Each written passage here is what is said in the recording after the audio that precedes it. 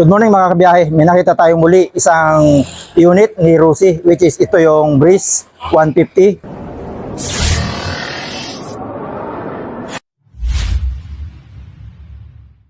So ito nga mga kabiyahe, ang tinutukoy natin na bagong labas na naman ni Rusi, which is ito nga yung Breeze 150. At may tatlong kulay sila ditong available. Ito nga yung white, at ito naman yung black, at ito yung kanyang red. At tunguhin natin agad mga kabiyahe ang displacement engine ni Rusi Breeze 150. Ito ay may 149cc, single cylinder, single overhead cam, 2 valves at naka-air-cooled mga kabiyahe. At may max power na 7.8 kW at 7,500 RPM. At ang kanyang max torque, ayan, 10.5 Newton meter at 7,500 RPM. Fuel tank capacity, meron siyang laman na 5.5 liters. At ang kanyang fuel system ay carburetor. Fuel consumption, 35 to 40 km per liter. Yan po ang kiniklaim niya. At ang kanyang brake system naman ay naka-CBS, which is yun po yung combi brake system. At ang kanyang seat height ay mayroong 765 mm. At ang ground clearance naman ay mayroong 135 mm. Dry weight, 104 kilograms at compression ratio ay 9.2:1.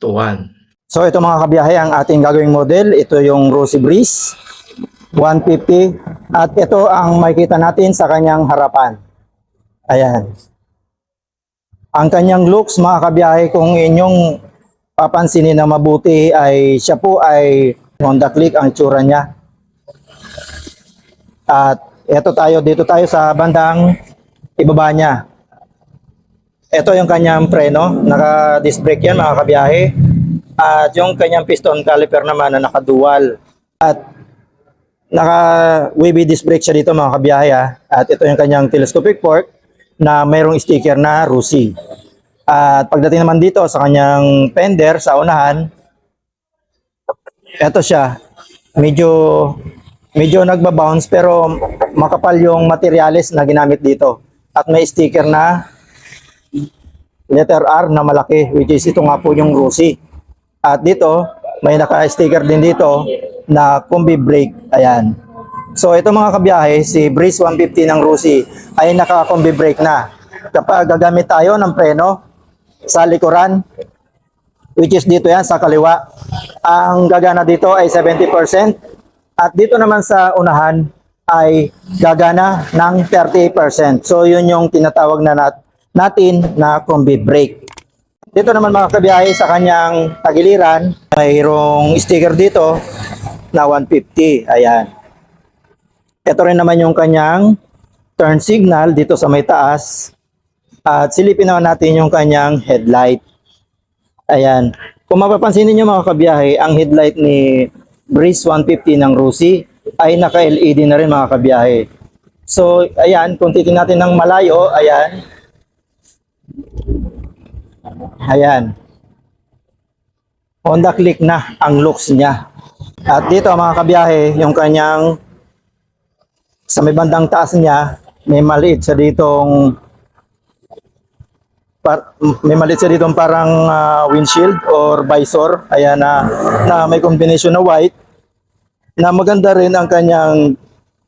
yung kanyang pagkakayari din. Talagang kung sa pormahan, may ipupurma na natin talaga si Breeze 150. At ito nga po, may sticker siya ditong Euro 3, which is yan po yung kanyang Euro 3 engine.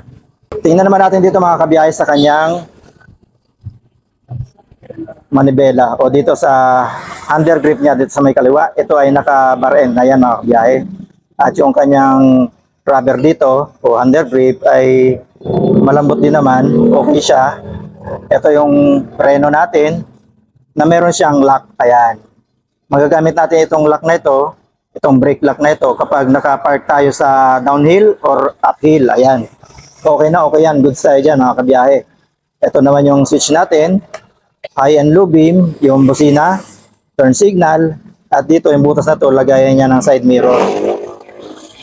At dito sa kanan, ito yung electric starter natin. At ito naman yung engine kill switch natin.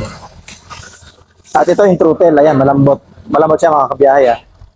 At yung ating brake sa unahan, ayan, malambot siya. At silipin natin kung meron bang mga bulsa dito sa tagiliran. Wala. So may lalagay lang natin dito is barya. So dito naman, ito yung kanyang susi. Ayan, mahaba. At ano na rin siya mga kabiyaya. May shutter lock na siya, yun o. May shutter lock siya. Ito. So goods na rin yan para dito kay Breeze 150 ng Rusi. At ito naman yung ating button para sa ating under seat o sa upuan pagbukas. Ito naman mga kabiyaya yung kanyang side stand na hindi pa siya naka side stand kill switch. Makapal yan. At ito yung kanyang center stand. Dito sa kanyang pairing sa taas, ayan, ang makikita natin dito is yung Breeze. Ayan. At saka kulay white yung Breeze. Black naman yung combination at may strip dyan. May naka-strip line na red. At yung kanyang panggilid, heto, ayan, nakabalot pa. Nakabalot pa yung kanyang panggilid. Ito naman yung ating foot peg ng ating OBR. At ito yung ating goods na kick starter. So dalawang starting system nito mga kabiyaya, isang electric at isang kick.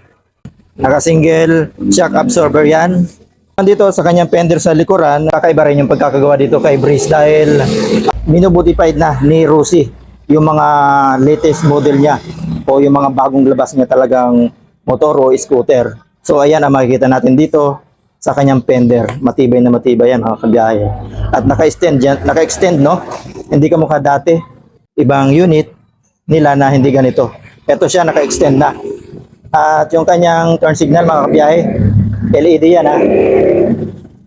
At ito yung yung taillight niya, full LED na yan lahat mga kabiyahe.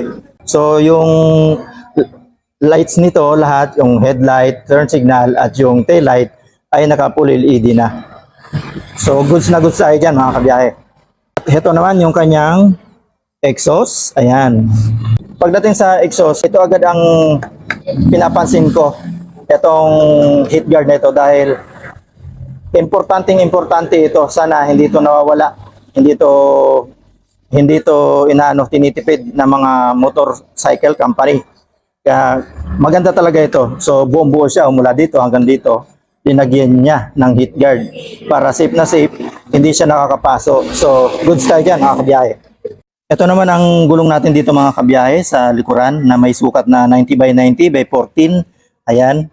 At ang ginagamit niya ditong preno sa likuran ay mechanical drum brake.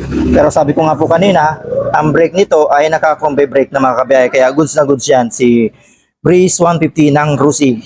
Ito naman natin mga kabiyahe, itong Breeze 150 na kulay black. So ito yung kanyang appearance.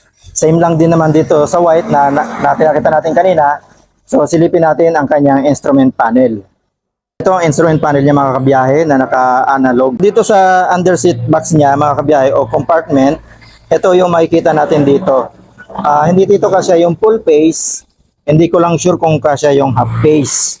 Pero sure ako na kasya dito kahit mga 10 kilong bigas o higit pa.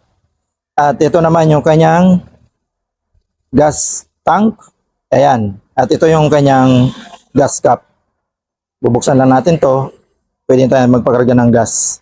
At ito rin naman yung kanyang grab bar na nakadesenyo rin sa pagkakahulma ng katawan ni Breeze 150. Ito natin mga kabiyahe, ang kulay pula ni Breeze. At ito yung texture na may experience natin dito kay Breeze 150 ng Rusi. Ayan.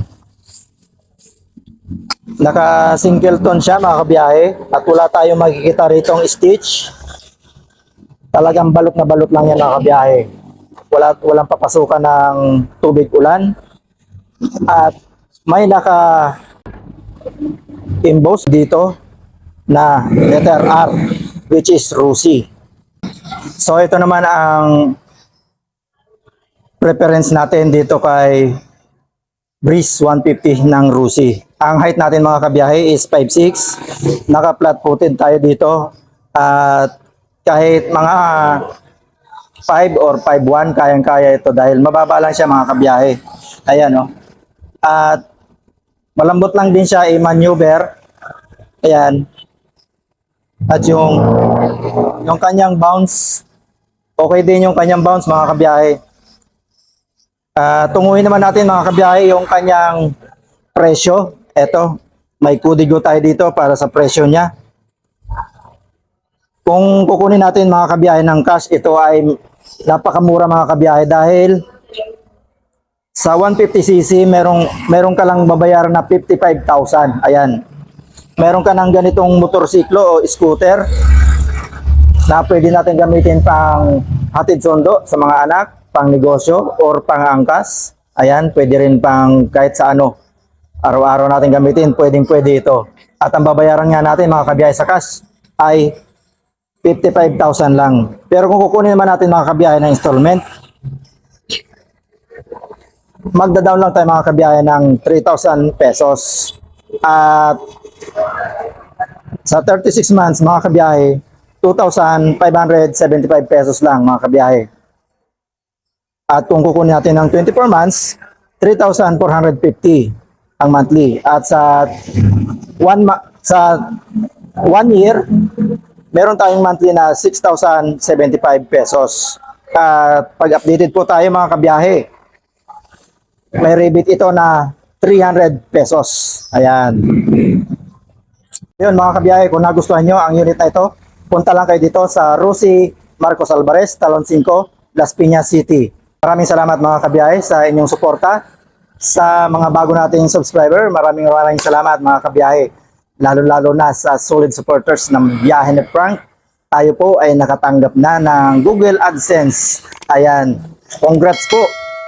Congrats sa akin at congrats din po sa inyo dahil tayo po ay yun nga po nakatanggap na. Super thankful po ako ngayong araw na ito dahil nakatanggap na nga po tayo ng Google AdSense. So ayan, nagbunga na rin ang ating pinagpaguran. Palakpakan naman para kay Biyahe ni Frank. So kita-kits muli tayo kabiyahe. Biyahe ni Frank. God bless.